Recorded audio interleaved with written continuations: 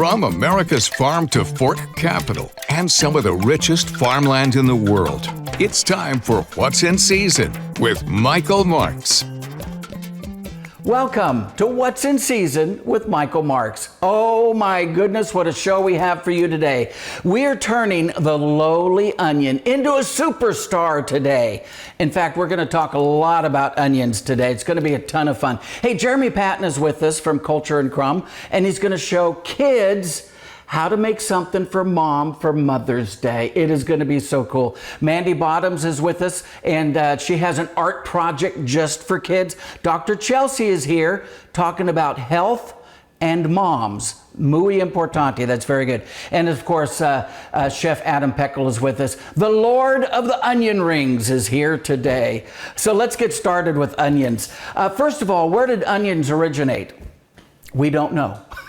We really don't know. That's one of the few fruits and vegetables that I don't know where it began, and even the experts don't know where it began. We do know that 3,500 years ago in Egypt, the pharaohs of Egypt loved onions and leeks that grew along the Nile River.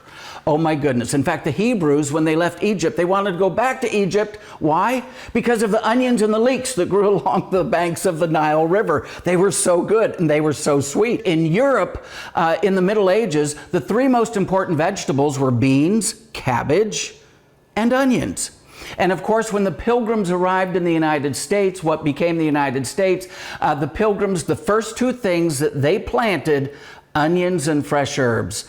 Ulysses S. Grant, during the Civil War, he refused to move his army until he got a load of onions. He knew that the onions would help his soldiers. And so Abraham Lincoln, of course, sent a trainload of onions, and Ulysses S. Grant finally moved the troops. Even during Egypt, during the pyramids, there is very interesting. On the wall of one of the pyramids, it looks like a bookkeeper was keeping track of what the workers were eating. And there was 1,600 talents worth of onions fed to the workers. 1,600 talents in today's money, about $2 million. That's how important onions were to most civilizations and most cooking around the world. Whatever region of the world you go to, it's all about onions. So let's talk about sweet onions. What's the difference between what we call a storage onion and a spring sweet onion? Well, the first thing you can tell is look at the difference on the shell, right? Very dark, very thick skin, very light skin, very papery thin skin on these onions. And you might also tell the winter onions are starting to regrow just a little bit. You know those are last year's onions when you start seeing them regrow. But spring sweet onions, how many are there? You all have heard of the Vidalia onion. This is a Vidalia onion. It's a Gran X onion. It's flat on the North Pole, flat on the South Pole. And this actually originated in East Texas. East Texas used to grow these. The late 1800s, early 1900s, they decided they wanted to get into what's called a globe onion or a Gran O onion instead of a Gran X onion. And so they wanted to go to this type of onion. So they stopped growing these. So Vidalia farmers went over and got some of the seeds, went back to Georgia, and guess what?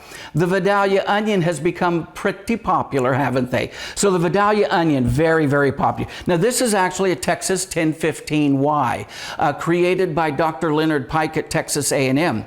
He created it because he loved onion rings. And this was one of the onions that had a single center, and they had very thick rings on them, made perfect onion rings. So Dr. Leonard Pike, 1015Y, he calls it 1015Y. Y stands for yellow, 1015 stands for the date you plant it on October 15th. He also has a 1021Y, which is planted on my birthday. And of course you have Maui onions, you have the Oso sweet onions from Chile and Argentina. You have these beautiful sweet onions here. Usually we call onions by where they originate, like the Maui onion, the Vidalia onion, Imperial sweet onion in California, the Walla Walla onion from Washington. So very, very popular. I also brought in with me, take a look at these, absolutely gorgeous. These are called spring onions.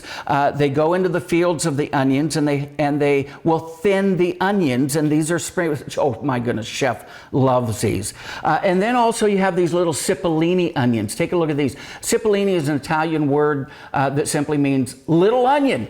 If you want to saute an onion, oh my goodness, the cipollini onion is one of my favorites. Now, how do you store an onion? Well, chefs know the secret, how to keep from crying when they cut an onion. First of all, have a super sharp knife. Second of all, keep the onion cold before you cut it. It's 5th grade science. The slower the molecules move, the less time they have to get up to your eyes. Hey, coming up, Jeremy Patton's with us, and he's going to be doing something just for moms and just for kids. Don't go away.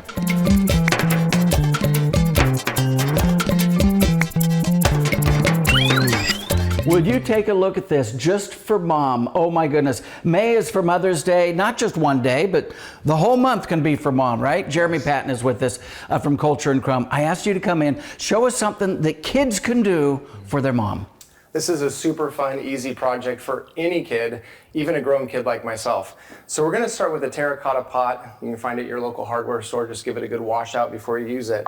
We're gonna fill it up with some nuts right at the bottom. Pick mom's favorite, or if there's any nut allergies, you can put some fresh berries in there instead. Then we're gonna add some crackers, or you can add something like a pretzel stick. But if there's any gluten allergies, you wanna avoid gluten altogether. Okay. You can put a carrot in there instead. Okay, so you're giving it some height there. Give it some height, give it some dimension. So then the next thing we're gonna do, we've done this before on the show, we've done some salami roses. We're gonna create a salami rose again by taking 3 pieces of salami. We're gonna fold those in half, and we're gonna roll those up just like so. Take a little we're going to skewer them this time. We're going to take some fresh basil, and I love using the fresh basil from the garden. I can always plant that in my garden and use it for pesto later.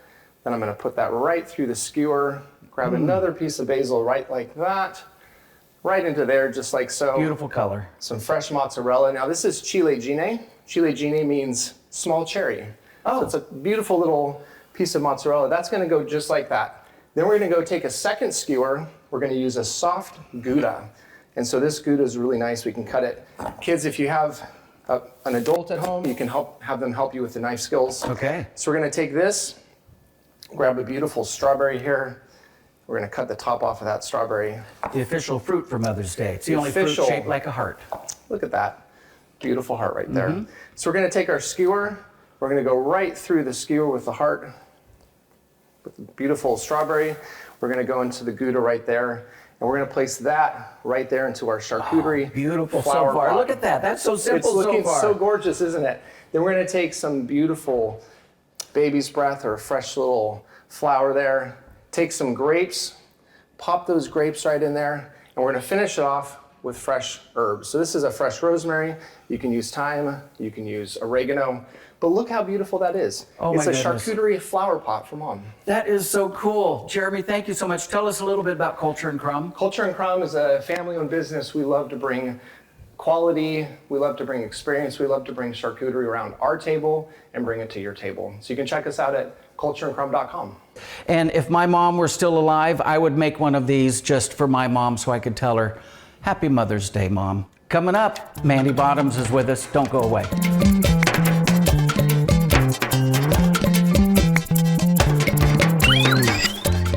Hey, welcome back to What's in Season. By the way, if you have any questions for me or for any of our guests, please feel free to write us at what'sinseason@cbs.com. We'd love to hear from you.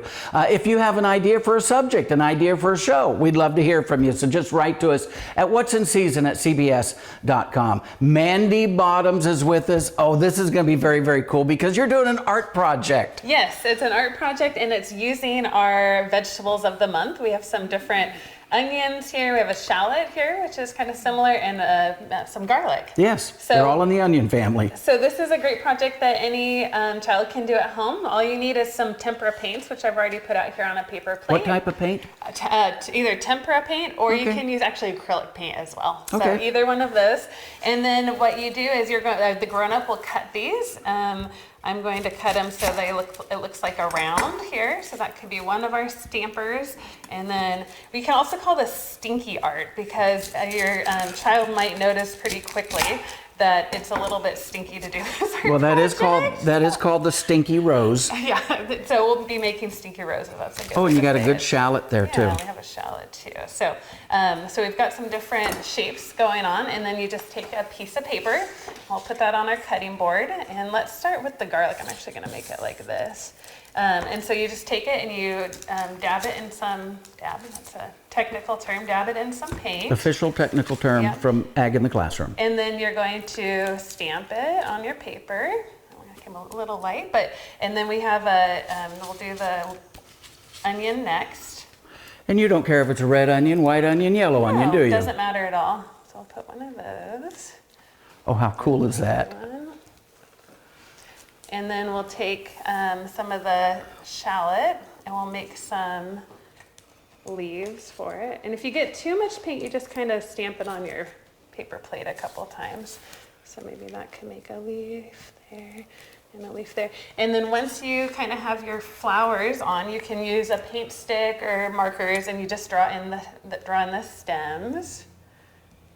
Oh, how cool is that? Oh my goodness. And your child can add what they would like, and it makes you could use this as a Mother's Day card as well. So, Oh, that is and it so won't smell after it dries. Oh, that's good. Yeah. It won't be a stinky No, painting. it won't And then be. make sure the child signs their painting. Of course, yeah. You they've should sign your painting there. Yeah, I should too, huh? Yes, you should. That's great. So if you like doing projects like this, you can find out more at learnaboutag.org. Ag in the Classroom is a nonprofit, and we provide all kinds of resources so that teachers, parents, grandparents can help their children learn about where their food comes from. Oh, that is so cool. And this is beautiful. Oh, I love this. If I was still a kid, I would love to do this now. All right, Mandy Bottoms, thank you so much for being with us today. Again, if you have any questions for Mandy Bottoms, you can write to her here at What's in Season at CBS.com. Coming up, Dr. Chelsea is making a house call just for moms. Don't go away.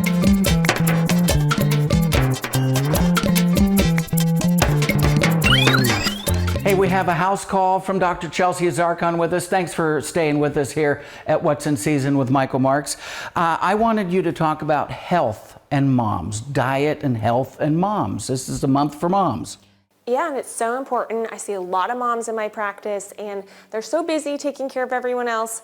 It's really easy for them to forget to take care of themselves, but it's important. If you look at some of the disease risks for women are susceptible to 80% of all autoimmune diseases. They're twice as likely to experience anxiety and depression than men, and women are more likely to die of a heart attack than men. And so it's so important that moms especially focus on taking care of themselves as well. I like what you said. Moms are always taking care of other people. That's just who they are and what they do, right? Yeah. But we need to focus in on them, right? Yes, yeah. So what are some of the things that mom needs to do? Okay, so the first thing I have is a mommy meal. And this is for women who have little ones at home or postmenopausal women who are just really busy.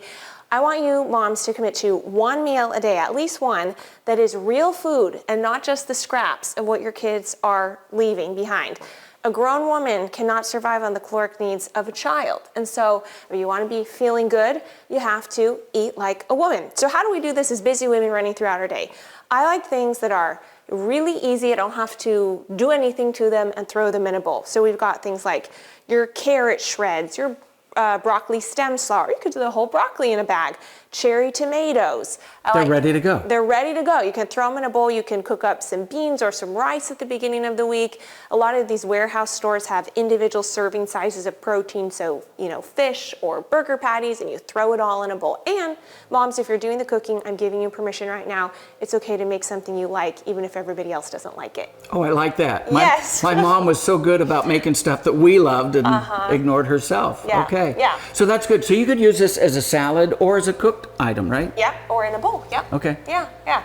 So Mommy meal. Mommy meal. Then we have mommy movement, and you might be wondering why I am wearing this. Yes, what is that? So moms are running around a lot, right? I know that. But it's important to remember we reach peak bone health and muscle mass at age 30. It's going to decline after that unless you are actively working on building bone and muscle. One of the ways that we do that is with weight. So I'm loving these weighted vests right now because it puts weight on your bones and your muscles to help build them. So it's a great way to do that without disrupting your day. We've also talked about exercise snacks in previous episodes, which are short bursts of exercise through every hour throughout the day, usually lasting less than 1 minute.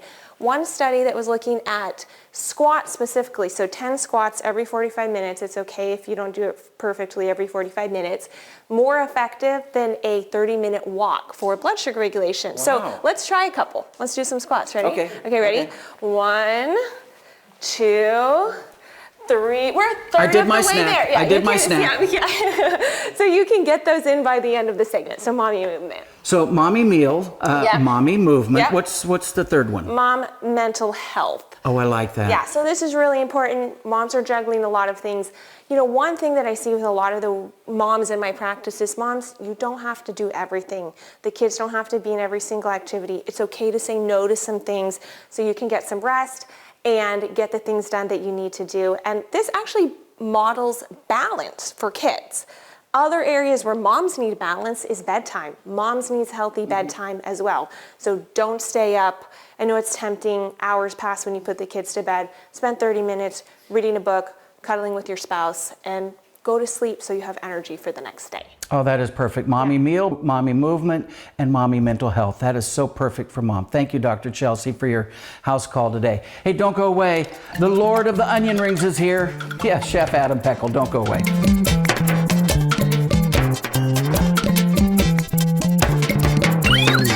You know, two guys at Wichita State University, they started a little tiny pizza company called Pizza Hut. And the only onion that would ever touch the top of their pizza was a white onion. Not a yellow onion, not a red onion, but a white onion. If you want to cook the best pizza on earth, oh my goodness, do what those two guys at Pizza Hut did. Put a white onion on it, so good.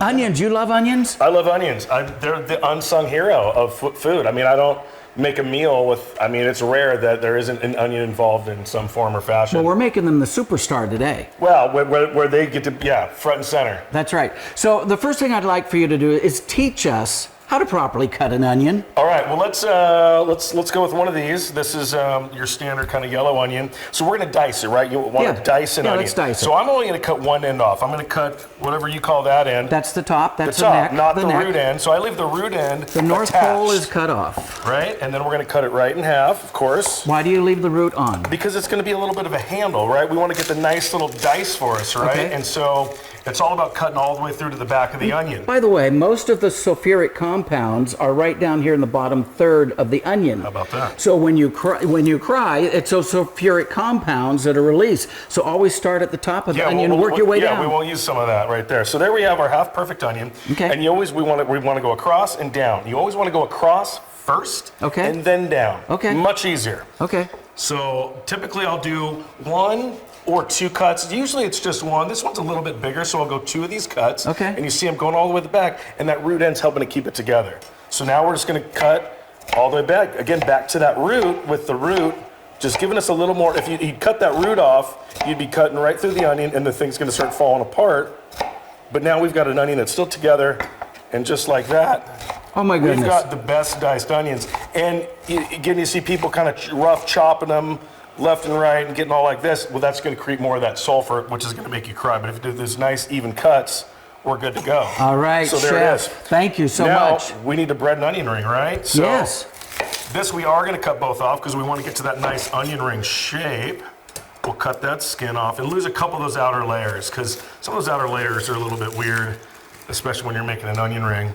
Now, do you like thick or thin? You know, I kind of like rings? right in between, I think. Obviously, it depends on what you're doing with it. If you're going to put it on a sandwich, maybe go a little bit thinner. But if you're having like an appetizer, maybe a little bit thicker. Oh man, these are nice, fresh, tight onions. And just like that, it's so fresh it broke. So one of the things I tell people all the time, slice them about 30 minutes There we before go. you're going to use them. That See? way it dry out just a little bit, Yeah. right? Well, this will be great. We're going to dry it out just in that flour. So why don't you go ahead and just dredge it in a little bit of flour and then shake that flour off. In the So meantime- flour first. Yep, shake it off. And then go right into our egg mixture there. And you can kind of use the fork to help flip it over and just get it nice and coated. That's all you got to do. Don't be worried about getting your hands dirty. And then now just cover it in that panko. We're just gonna use a nice little panko. Sometimes people do batters, but this is a kind of a lighter, crispier version. Now get it covered and just sort of just pat it on there. You gotta be a little bit gentle. Okay, you have any seasoning in here? I've got just a little bit of salt and pepper in the flour, a little bit of hot sauce in the egg. The panko kind of does itself, and there you go. Ooh, look at that. And just like that, you've got yourself, and you can do this with any vegetable, asparagus, broccoli, use that same method. And here we go, just like that, they're coming right together. Oh, look at that. Oh, The real star of the show is our 5 onion dip. So a real classic dip with your standard ingredients, but instead of using that packet, I took 5 different onions, sauteed them together, and made a nice quick and easy dip, which these might be too hot to put in your mouth right away, but you're gonna have to wait till the segment's over to taste these guys. and do we add any salt to these at this time, or you Yeah. already have the salt in them? I seasoned the batter already. We're gonna have to do a little better on these ones next time, but They smell so good. yeah. My poor mom, There we go. she would cook onion rings for my brother and my dad and me, and she would just be at the stove cooking onion rings, and we would just eat them all. Man, you're lucky. She never got to enjoy them. Mom would never make something like that for us. Oh, really? Different times, I guess, right? We'll get a couple more going.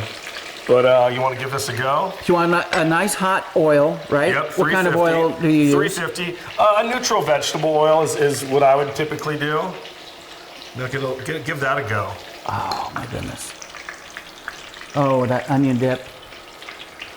And this is something I've never done before, and I don't know why, but onion rings with onion dip just seems like the right thing to do.